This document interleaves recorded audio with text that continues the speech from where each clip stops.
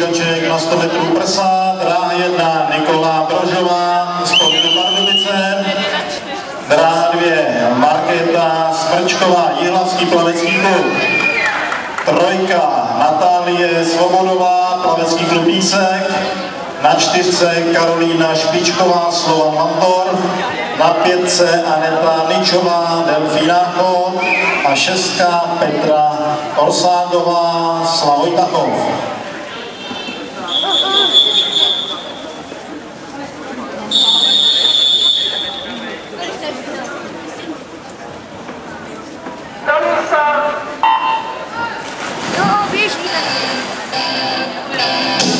Takže jsme startovali závěrečnou rozplavu na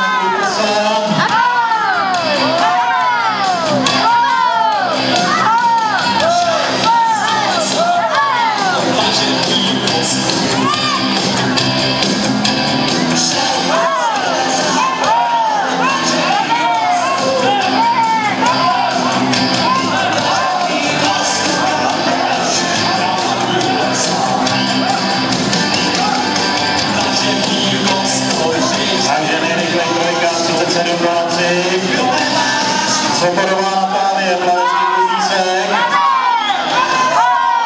A pojďme trošku Matěj, pojďme křičet. Jsme sice na mistrovství, jsme na mistra, pokud nefanty, držíme si to, sportovní zážitek slavná. Takže 3 Natálie Svobodová, plavecký klub Písek. Troufám si říct, že zlatá medaile, ale to samozřejmě platí v případě, že se neproviní proti pravidlu plavání a bude to Natálie v čase 1:18:49.